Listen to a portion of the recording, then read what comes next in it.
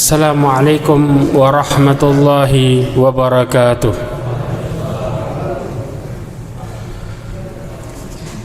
Innal hamdalillah nahmaduhu wa nasta'inuhu wa nastaghfiruhu wa nastahdihi wa na'udzu billahi min shururi anfusina wa min sayyiati a'malina. Man yahdihillah fahuwa al-muhtad wa man yudlil falan tajida lahu waliyyan murshida. Asyhadu an la ilaha illallah wahdahu la syarika lah wa asyhadu anna Muhammadan abduhu wa rasuluh. Ballagha ar-risalah wa adda al-amanah wa nasaha al-ummah wa tarakaha ala mahajjatil bayda lailuha kanahariha la yazihu anha illa halik. Amma ba'd.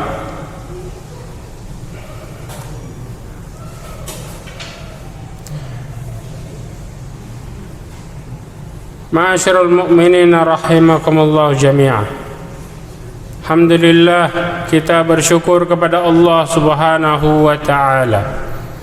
Dengan nikmatnya, kehendaknya serta inayahnya kita bisa berkumpul di tempat ini, yang dimana Allah Subhanahu wa ta'ala kehendaki kepada kita semua kebaikan yang belum tentu diperoleh bagi setiap manusia.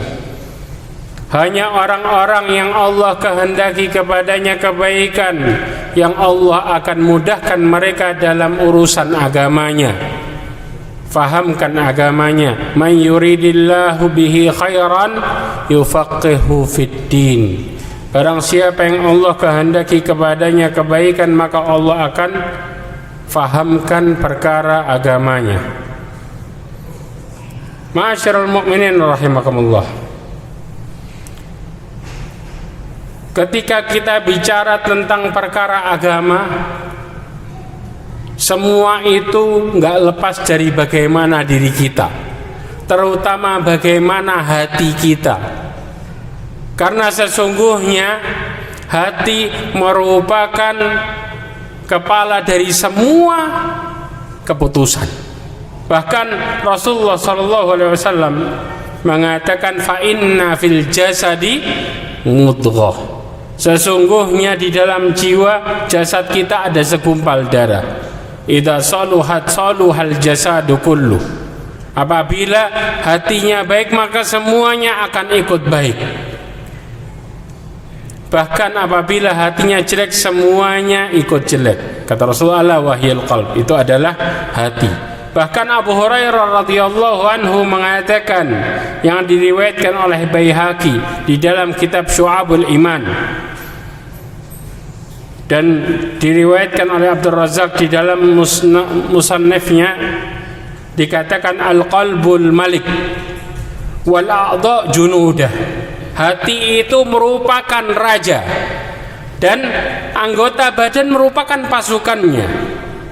Fa idza tabal maliku tabat junudah. Apabila rajanya baik, maka tentaranya juga ikut baik. Artinya apa? Apabila hatinya baik, maka anggota badannya ikut baik.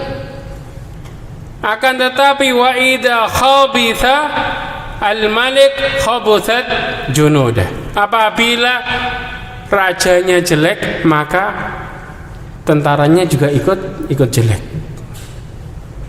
Maka subhanallah, ya, Imam Adz-Dzahabi menukil hadis tentang perkara yang harus sangat dihindari seorang pemimpin, yang apabila terjadi kepada pemimpin, maka dosanya bisa berlipat ganda dibanding dengan yang dipimpin.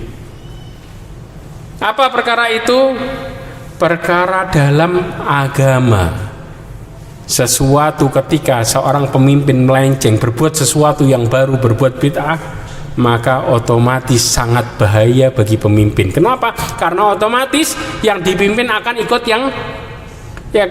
pemimpinnya. Maka subhanallah, Al-Imam Mudzahabi menukil hadis Rasulullah SAW mengatakan, man ahdatha fi amrina hadza ma laysa minhu fahuwa raddun. Hadis ini ma'ruf.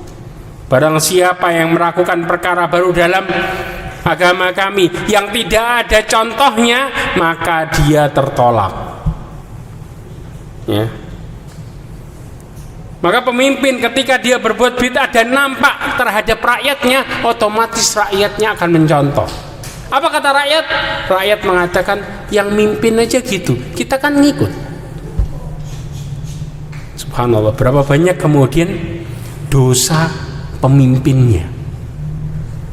Karena Rasulullah SAW ingat, jangan pernah jadi contoh jelek. Rasulullah SAW mengatakan di dalam hadisnya, kata Rasulullah SAW, man sanna sunnatan sayyi'atan falahu wizru mithlu wizru man amila biha wala yanqusu dzalika min wizrihi syai'a. Barang siapa yang memberikan contoh jelek, maka dia akan mendapatkan dosa seperti dosa pelakunya. Ya. Artinya apa? Orang yang ngikutin hal jelek, yang jadi panutannya dapat kopian dosanya. Wala yanqusu dzalika min wizri syai'a, tanpa ngurangin dosa orang yang ngelakuin. Kenapa? Karena jadi contoh jelek. Subhanallah, kita tahu pertama kali yang bunuh di muka bumi siapa? Qabil. Sampai detik ini orang yang bunuh, maka Qabil dapat kopian dosanya. Kebayang enggak? Bahkan dia anak Nabi, walaupun anak Nabi sekalipun, tetap hukum berjalan. Maka ini bahayanya ketika pemimpin melakukan kesalahan. Ketika pemimpin melakukan sesuatu yang dalam agama yang tidak ada contohnya sama sekali, maka mereka menanggung dosa orang-orang yang mengikutinya. Bahkan Rasulullah SAW mengatakan di dalam hadisnya yang lain yang dinukilkan oleh Imam Mudzahabi, man ahdatha hadatsan au awa muhdithan fa alaihi la'natullah wal malaikati wan nasi ajma'in la yuqbalullahu minhu sarfan wala adla. Hadis ini diriwayatkan oleh Imam Bukhari, Muslim dan Abu Dawud serta Tirmidzi di dalam kitabnya. Subhanallah, perhatikan nih, ada lafaz yang seperti ini, ada lafaz yang kemudian tentang fadhail Madinah tentang perkara ini juga. Man ahdatha au awa muhdithan. Hadis ini man ahdatha hadathan. Barang siapa yang melakukan perkara yang baru dalam agama, au awa muhdithan, atau melindungi orang yang melakukan kesalahan. Ya. Kenapa? Orang yang ngelakuin kesalahan atau ngelindungi orang yang ngelakuin kesalahan sama. Kenanya nggak tanggung-tanggung. Apa itu?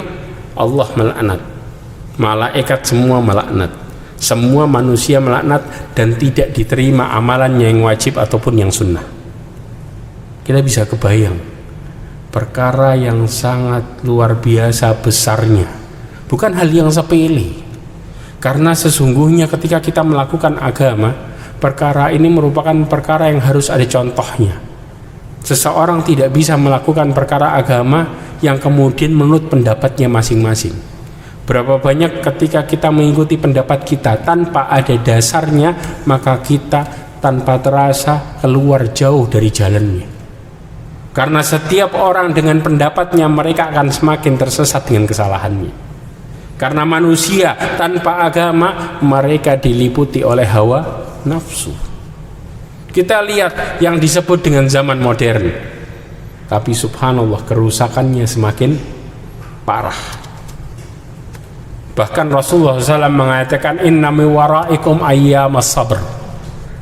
Yang disebut zaman modern itu, Rasulullah mengatakan sesungguhnya nanti di belakang kalian, kata Rasulullah kepada para sahabatnya, ada hari-hari yang kalian harus bersabar. Kenapa? Karena seseorang menjalankan agamanya kal qabidi alal jamar, seperti seseorang yang memegang bara api. Artinya apa?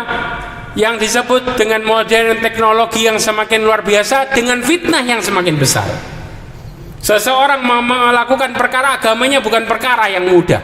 Bahkan Rasulullah mengatakan seseorang yang melakukan agama di saat itu bisa istiqomah kan kahomsina rajulan, seperti pahala 50 laki-laki. Kemudian sahabat bertanya, ahomsina rajulan minhum, wahai Rasulullah, apakah 50 laki-laki dari mereka? Kata Rasulullah, bal khamsina rajulan minkum, akan tetapi seperti 50 laki-laki di antara kalian. Nunjuknya ke sahabat. Subhanallah. Kenapa? Karena zaman yang luar biasa, fitnah menyebar di mana-mana. Seseorang mulai menjauhi agamanya. Mereka mulai terfitnah dengan teknologi dan lain sebagainya. Mereka melihat perkara agama mulai dijauhi dengan mengatakan ini sudah hal yang kuno. Na'udzubillahi min dzalik, tsumma na'udzubillah. Ma'asyiral mu'minin rahimakumullah. Dalil di atas menjelaskan tentang bahaya perbuatan bid'ah. Apabila terjadi pada seorang pemimpin, maka akan terjadi pula kepada para rakyatnya, dan ini jauh lebih berat dari yang kita bayangkan. Mungkin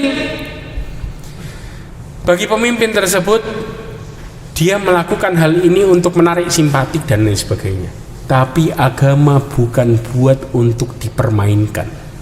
Agama Allah perintahkan untuk diikuti. Kenapa? Allah katakan orang-orang yang bagaimana mempermainkan agama. Allah katakan apa? Yashtaruna bi ayatillahi thamanan qalila. Mereka menjual agamanya dengan harga yang sangat murah. Kenapa? Ini orang-orang yang kemudian melihat agamanya sebelah mata. Gampang. Ketika kita melakukan dosa bisa bertobat. Ini kan dosa saya, nanti saya tobat selesai. Kalau nggak ada yang ngikutin, kalau ada yang ngikutin, apakah kemudian kita mengatakan dosa saya? Berapa banyak orang-orang yang mengikuti kita sampai kita meninggal, mereka masih mengikutinya, maka kita masih dapat kopian dosanya. Kebayang? Qabil sudah berapa lama meninggal? Tapi dia masih tunai, masih menuai dosanya karena perbuatan dirinya sendiri. Masihkah kita bisa berpikir bahwa sesungguhnya ini dosa kita masing-masing? Ataukah kemudian kita bisa berpikir ulang beribu-ribu kali untuk melakukan kesalahan ketika kemudian kita jadi panutan? Terutama apa? Kita semua pemimpin, laki-laki pemimpin atas rumah tangganya. Makanya banyak kemudian seorang bapak menasihati anaknya, nak, jangan seperti bapak, lakukan ini dan itu. Namun bapaknya tidak memberikan contoh, maka anaknya pun tetap mencontoh bapaknya. Apa yang terjadi? Maka subhanallah, maka anak pun menuai dosa karena contoh dari bapaknya, dan bapak menuai kopian dosa dari anaknya. Na'udzubillahi min dzalik. Namanya apa?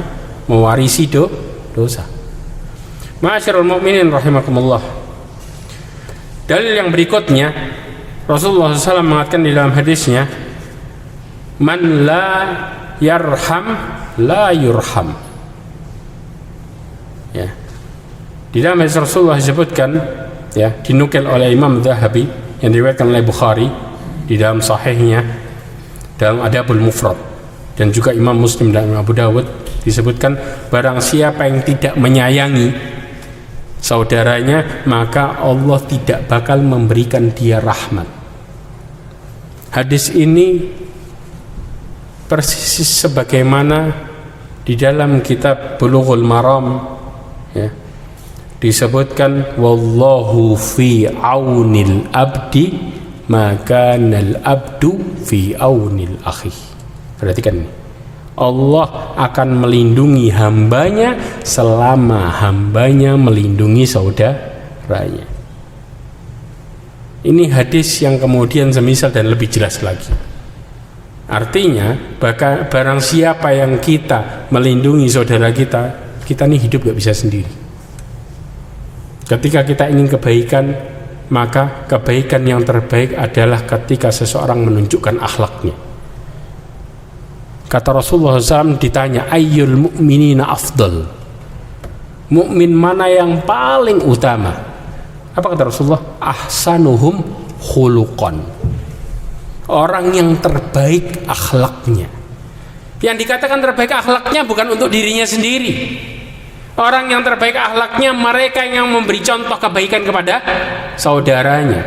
Ini yang disebut apa? Mereka yang menolong saudaranya dengan memberikan contoh kebaikan, dengan saling tolong menolong.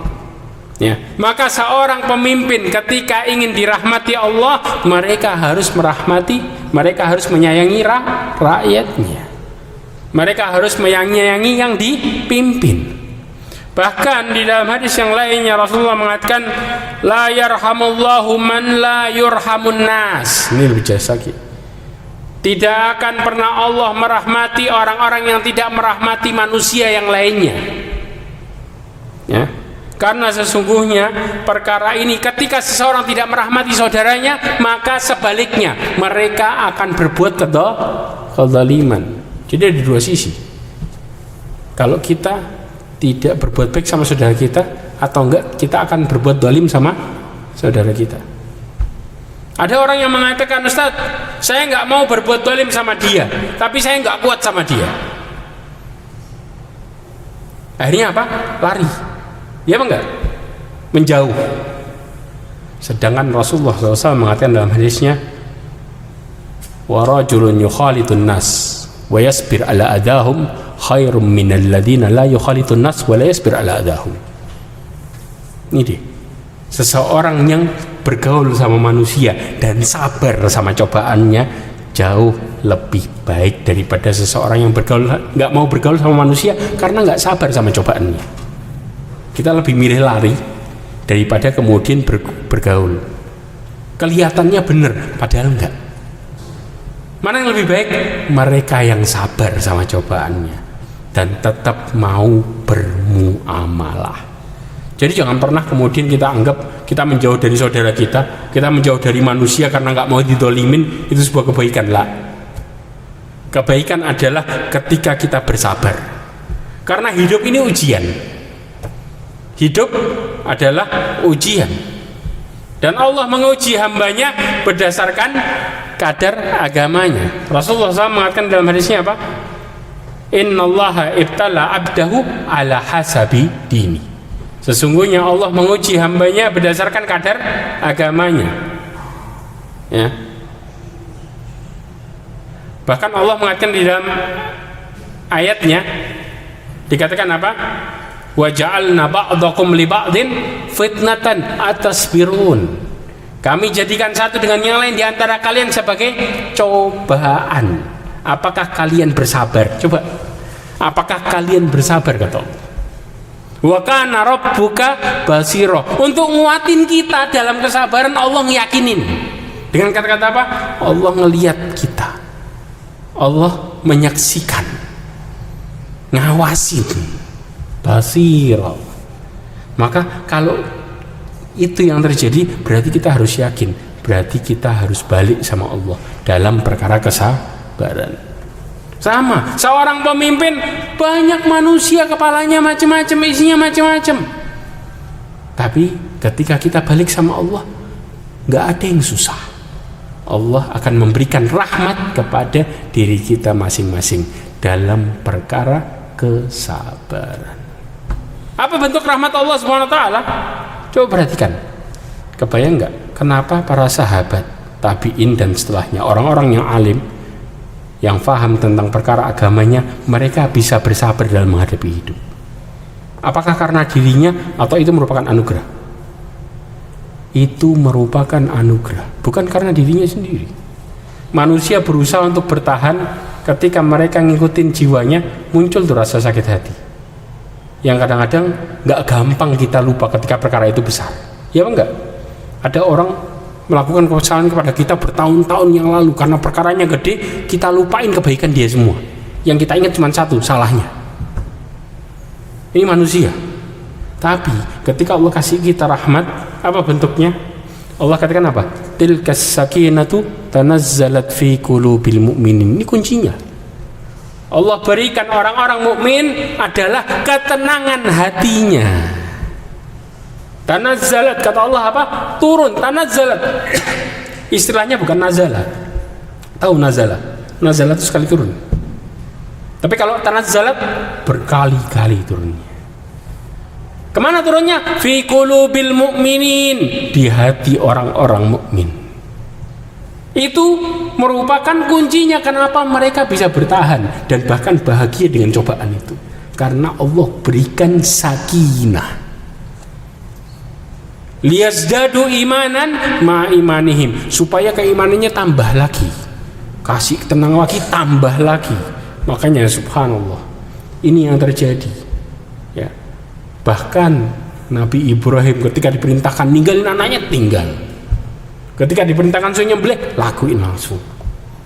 Loh, gak punya perasaan. Karena keyakinannya sama Allah, dia yakin Allah gak bakal dolimin hambanya. Itu yang dipegang para nabi. Ya. Maka kemudian disertai dengan rasa tenang. Tenang ini mahal. Apakah kemudian tenang bisa dibeli dengan uang? Tidak. Karena ketenangan merupakan anugerah yang Allah berikan kepada orang mukmin. Ini kunci. Maka kalau kita mau tenang, minta sama Allah Subhanahu wa taala. Mintalah kesabaran. Subhanallah, Rasulullah mengatakan laisa ata'an khairan wa awsa'u minas sabr. Gak ada pemberian yang lebih luas dan yang lebih baik daripada kesabaran. Ya. Maka kunci seseorang dalam memimpin, mereka ketika bisa ingin menyayangi yang lainnya, mereka harus minta sama Allah kesabaran. Karena kesabaran merupakan kunci yang berbeda. Dan kesabaran itu diiringi dengan ketenangan, dan ini merupakan anugerah. Ma'asyiral mu'minin rahimakumullah.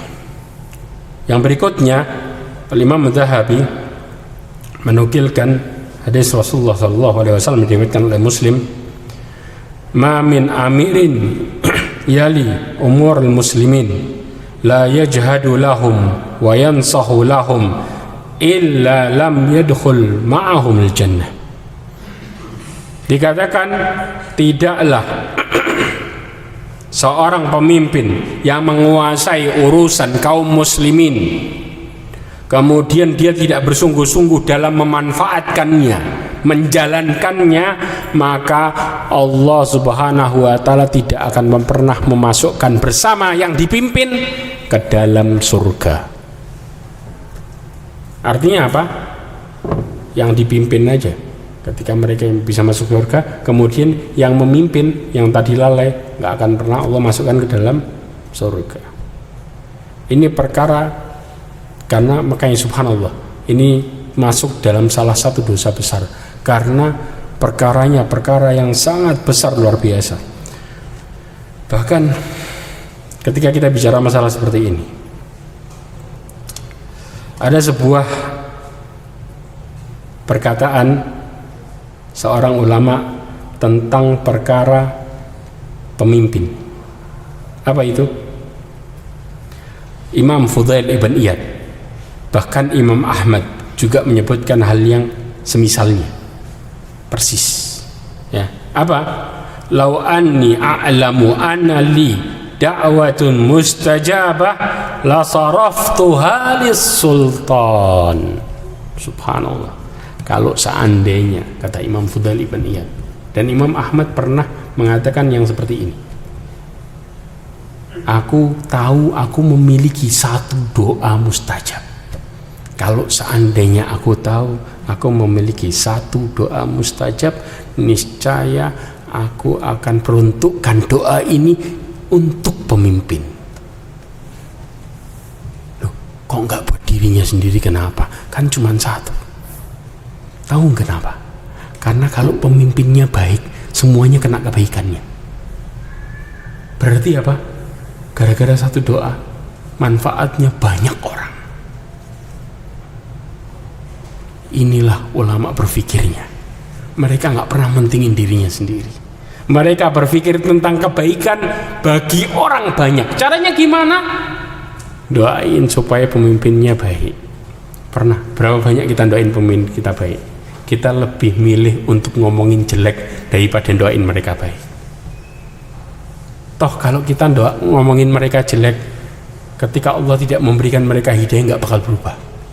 Namun ketika kita semua mendoakan bagi pemimpin kebaikan, ketika Allah berikan hidayah, kita semua dapat manfaatnya. Lihat Islam dalam memberikan solusi. Memberikan solusi bukan ngelihat masalahnya. Kalau kita ngelihat selalu pada masalah, gak akan pernah selesai. Tapi kalau kita mencari solusi dalam setiap masalah, maka kita akan cepat dapat jalan keluarnya. Inilah Islam.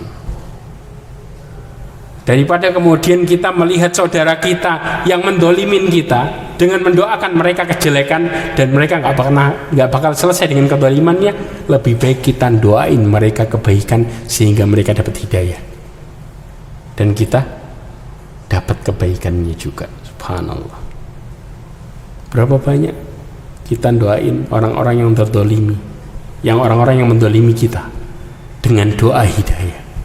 Berapa banyak kita mendoakan mereka orang-orang yang keluar dari jalannya dengan mendoakan hidayah. Kadang-kadang kita lebih milih untuk dendam dan membalaskannya daripada berharap mereka dapat kebaikan. Bahkan subhanallah, ada ironis kejadian seseorang. Ini dikisahkan seorang non-muslim yang berteman sama seorang muslim. Ya. Kemudian apa? Kemudian ini orang cerita. Kemudian setelah itu orang yang non muslim tadi ketika sudah besar, ketika sudah sama-sama tuanya, kepingin masuk Islam.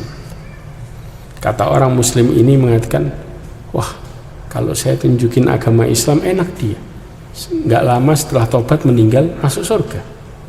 Saya berusaha dari awal, belum tentu saya melakukan kebaikan banyak. Nah dia ketika bertobat kemudian dengan mudahnya Allah memasukkannya ke dalam surga. Maka kata dia, lebih baik saya persulit dia supaya dia nggak masuk Islam. Na'udzubillahi min dzalik. Padahal kalau seandainya dia ingin memberikan petunjuk kepada orang tadi,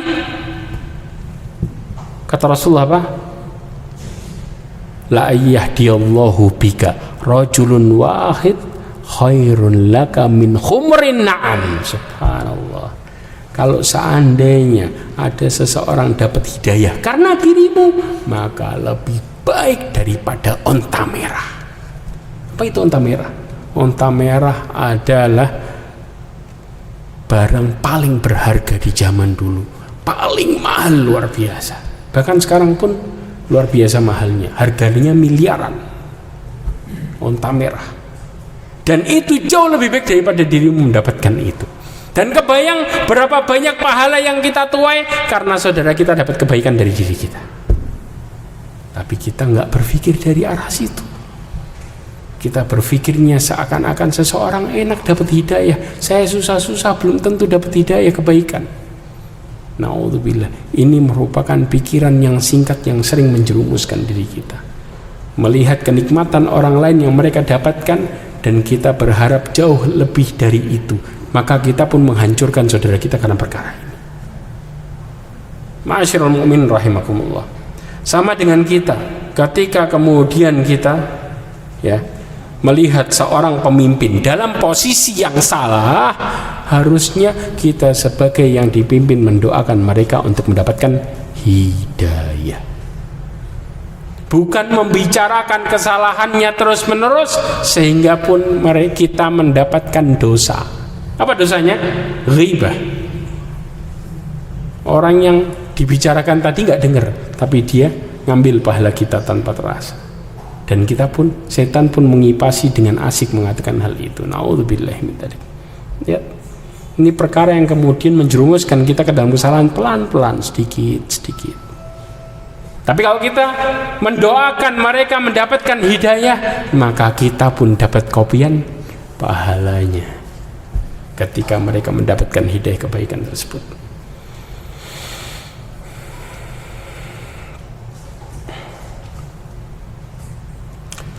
Kemudian mu'allif rahimahullah mengangkat dalil yang diriwayatkan oleh Abu Dawud. Hadis ini hadis hasan. Katakan Rasulullah SAW mengatakan dalam hadisnya, man wallahu Allahu syai'an min umuril muslimin fahtajaba duna hajatihim wa khallatihim wa faqrihim ihtajaballahu duna hajatihi wa faqrihi yaumal qiyamah. Subhanallah, naudzubillah min dzalik.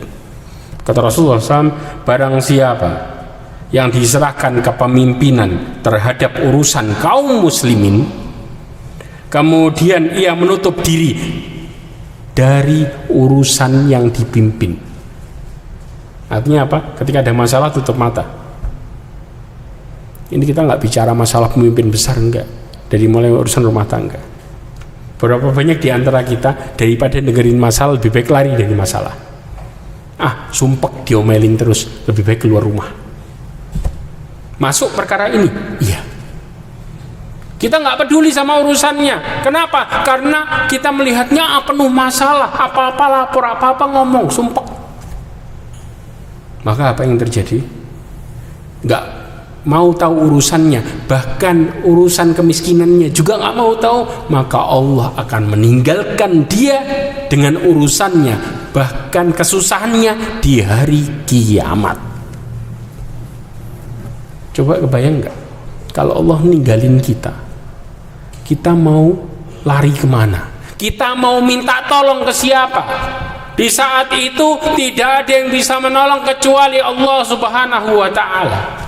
Di saat itu manusia dijemur selama 50.000 tahun. Kita mengalami panas terik 6 bulan, kita sudah mengeluh luar biasa. Ini panas yang masih nggak seberapa.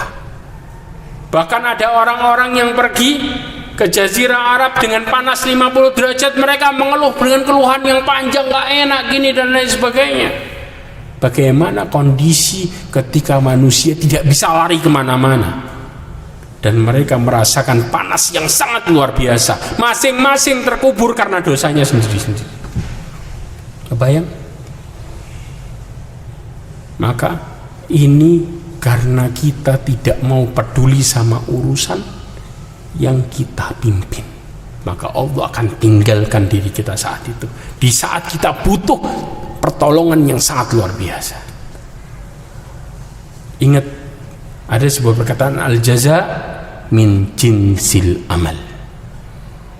Balasan itu terjadi sesuai dengan apa yang kita perbuat. Kama tadinu tudan. Sebagaimana engkau memperlakukan seseorang, engkau akan diperlakukan yang sama. Maka nggak akan pernah kita bisa tutup mata tentang perkara ini. Kita lebih baik milih lari daripada menghadapinya. Kita harusnya menghadapi dan minta pertolongan Allah Subhanahu wa ta'ala, bukan lari dari masalah tersebut. Dan bahkan Rasulullah SAW mengatakan di dalam hadisnya yang diriwayatkan oleh Bukhari dan Muslim dalam Sahihain, disebutkan inna syarra ri'a al-khutamah fa iyyaka an takuna minhum.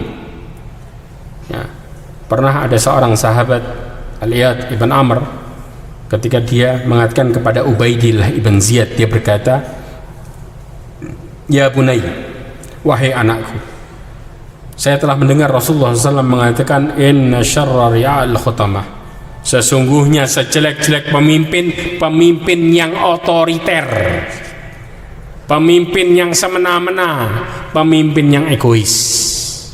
Ketika orang lari dari masalah, gak mau dengar yang dipimpin, egois gak? Egois. Kenapa? Mereka mentingin yang penting dirinya selamat.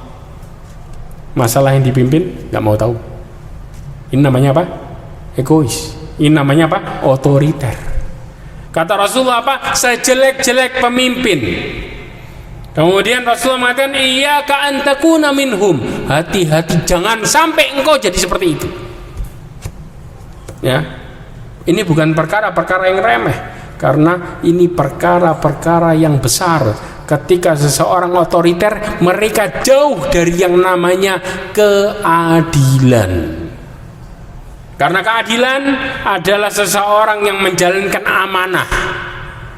Keadilan mereka yang berada di bawah jalan Allah Subhanahu wa ta'ala. Keadilan mereka yang menegakkan apa yang Allah perintahkan kepada mereka, bukan lari dari masalah. Bahkan Rasulullah SAW mengatakan di dalam hadisnya, kata Rasulullah, sab'atun yudilluhumullahu fi dhillih yauma la dhilla illa dhilluh. Di dalam Sahihain disebutkan 7 golongan manusia yang akan dinaungin oleh Allah Subhanahu wa taala, yang tidak ada naungan kecuali naungan Allah Subhanahu wa taala. Di mana itu? Di hari kiamat. Salah satunya al-imamul adil, imam yang adil, yang jauh dari sifat otoriter, yang jauh dari sifat semena-mena, yang jauh dari sifat egois. Bahkan gak tanggung-tanggung, ternyata orang yang berbuat adil, pemimpin tadi, doanya mustajab. Doanya mustajab. Kebayang gak? Kalau kemudian doanya mustajab, maka dia akan Allah naungi terus-menerus dengan perlakuannya yang dia mencari keridhaan Allah Subhanahu wa taala tadi. Gak bingung dia, gak ada yang bisa nolong sehebat Allah Subhanahu wa taala. Ketika Allah menolong dengan pertolongan yang sangat luar biasa, bahkan lebih dari yang kita bayangkan. Ya. Di dalam hadis Rasulullah SAW disebutkan, yang diriwayatkan oleh Ibnu Majah dan disahihkan oleh Albani, thalathatun la turaddu da'watuhum, 3 golongan manusia yang tidak akan tertolak doanya.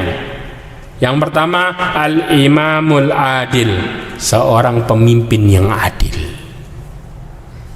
Yang kedua, wasaimi hatta yuftir, dikatakan hatta yaftur, seorang yang berpuasa sampai berbuka.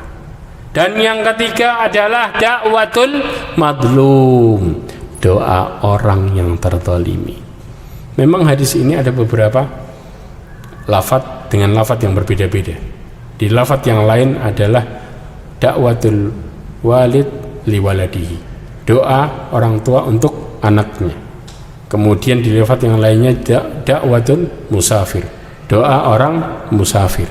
Banyak lafadz. Salah satunya subhanallah, di sini disebutkan pemimpin yang adil, doanya mustajab.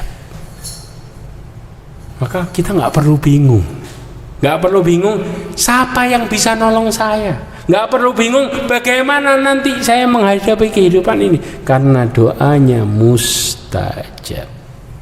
Cukuplah bagi kita Allah pelindung. Sebagaimana ketika doa Nabi Ibrahim akan dilemparkan ke api, turun malaikat. Apa kata malaikat? Ini api depan mata nih, gedenya luar biasa. Bahkan di sebuah riwayat disebutkan apa? Kalau seandainya burung lewat di atasnya maka jatuh langsung mati, karena itu saking gedenya api. Kata malaikat apa? Apakah engkau butuh bantuan? Apa jawab Nabi Ibrahim? Kalau sama kamu enggak. Kenapa bisa ngomong tuh Nabi Ibrahim dengan kata-kata itu? Karena Nabi Ibrahim yakin semua yang terjadi karena Allah. Subhanallah, walaupun dihimpit masalah, orang kalau dikasih tenang masih bisa berpikir akal sehat.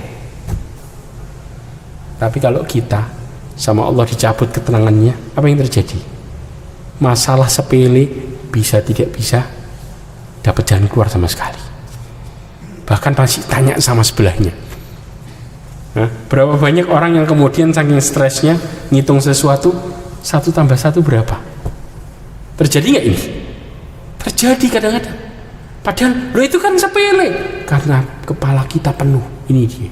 Kalau Allah sudah cabut ketenangan, masalah kecil kita nggak bisa nyelesain. Ketika Allah berikan kita ketenangan, masalah gede kita masih bisa berpikir dengan baik. Kata Nabi Ibrahim, kalau sama kamu enggak, tapi kalau sama Allah iya. Maka apa pembuktiannya? Ketika dilemparkan, Nabi Ibrahim membaca hasbi Allah wa ni'mal wakil. Cukuplah bagiku Allah sebaik-baik penolong. Sama dengan ini. Ketika seorang pemimpin di jalannya, mereka yakin Allah bakal menolong dirinya. Maka Rasulullah mengatakan doanya mustajab. Masya Allah. maka Allah berikan pertolongan yang nggak pernah terjadi sebelumnya dan nggak akan terjadi setelahnya. Apa itu?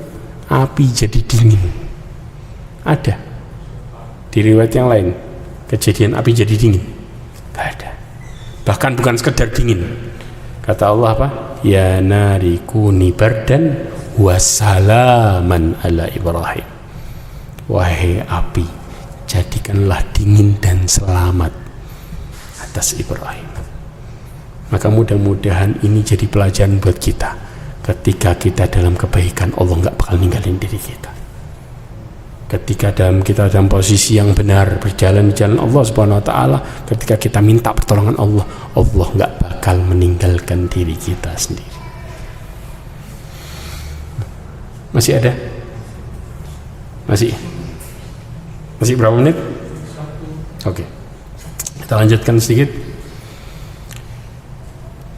Kemudian subhanallah, bagaimana ketika seseorang yang berbuat adil tadi bukan hanya sekedar doanya ternyata yang mustajab, bahkan Allah berikan kedudukan yang sangat mulia, luar biasa. Di dalam hadis Rasulullah SAW yang diriwayatkan oleh Muslim, yang dinukilkan oleh Imam Adz-Dzahabi di dalam kitabnya, qala Rasulullah sallallahu alaihi wasallam, innal muqsitina indallahi ala manabir min nurin an yaminir rahman azza wa jalla wa kilta yadayhi yaminul ladhina ya'diluna fi hukmihim wa ahlihim wa ma wallu. Kata Rasulullah SAW dalam hadisnya, sesungguhnya orang-orang yang berbuat adil di mata Allah berada di atas mimbar yang terbuat dari cahaya. Mereka berada di sebelah kanan Ar-Rahman. Ar-Rahman ini adalah salah satu nama Allah Subhanahu wa taala. Artinya apa? Allah akan memberikan dia kasih sayang. Subhanallah. Makanya Allah kemudian mengatakan dengan sifatnya, karena Allah akan memberikan hal itu. Kemudian apa? Kemudian mereka yang berbuat adil ketika menetapkan keputusan hukum, dan juga adil terhadap pengikut dari rakyatnya. Ini syaratnya. Mereka akan apa? Allah berikan mimbar dari cahaya. Itu di akhirat. Bagaimana dengan dunianya? Allah berikan mereka hidayah. Hidayah yang Allah naungin beserta hidayah tersebut. Makanya subhanallah, kita bicara orang-orang yang beriman, orang-orang yang bertakwa tadi, Allah katakan di dalam Al-Quran, ulaika ala hudam mir rabbihim wa ulaika humul muflihun. Subhanallah.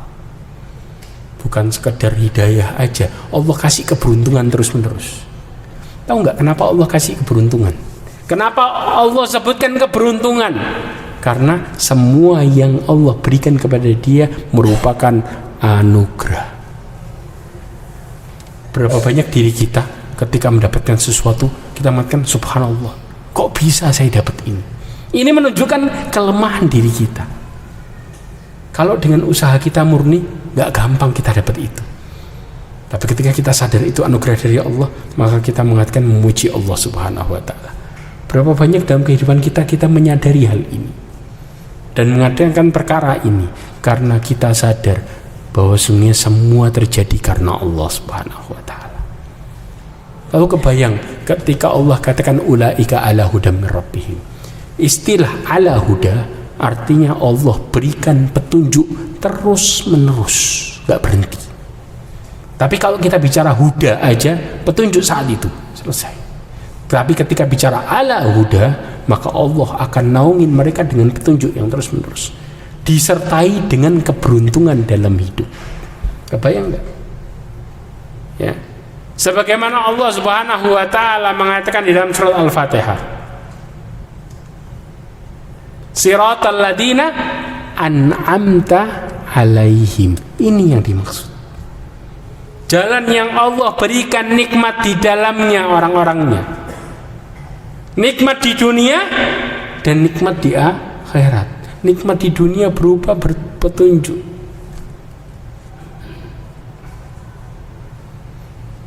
Allah mengatakan apa? Innal ladzina qalu rabbunallah thumma istaqamu tatanazzalat alaihimul malaikah qalu alla takhafu wa la tahzanu. Itu di dunia.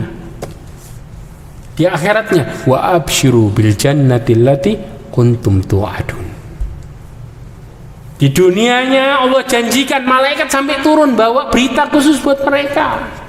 Orang-orang yang istiqomah tadi, orang-orang yang berbuat adil, orang-orang yang mencari ridha Allah tadi, dikatakan jangan takut dan jangan bersedih. Bahkan ulama tafsir mengatakan yang disebut rasa takutnya apa? Mereka takut tentang perkara akhiratnya. Allah jamin perkara akhiratnya. Dan kesedihan terhadap perkara yang sudah lalu, Allah jamin semua itu, subhanallah. Yang lalu dan yang akan datang. Kebayang enggak? Allah jamin dua sisi, yang lalu dan yang akan datang. Allah berikan mereka kebaikan di dunianya. Di akhiratnya Allah janjikan dengan surga. Enggak ada pemberian yang lebih besar daripada surga. Subhanallah. Ini yang disebut dengan orang-orang yang diberikan nikmat. Ma'asyiral mu'minin rahimakumullah. Bahkan Rasulullah SAW mengatakan di dalam hadisnya penjelasan tentang perkara ini. Ya.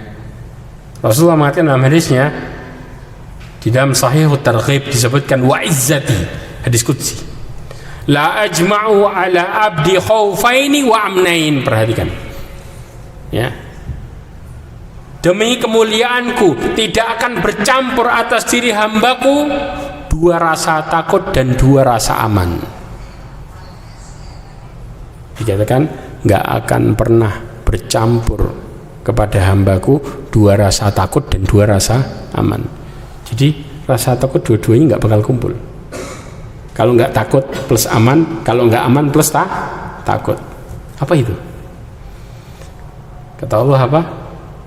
Idza khafani fid dunya amantuhu yaumal qiyamah.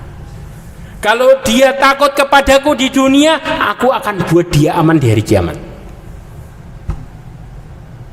Tapi ada tapinya. Sebaliknya, idza amanni fid dunya akhaftuhu fil akhirah. Kalau dia ngerasa aman di dunianya, aku buat dia takut di akhiratnya. Kenapa? Karena orang yang ngerasa aman di dunia, mereka yang paling mudah jatuh ke dalam kemaksiatan. Berapa banyak orang-orang yang meremehkan masalah ibadah sama Allah ketika mereka sudah mendapatkan hartanya.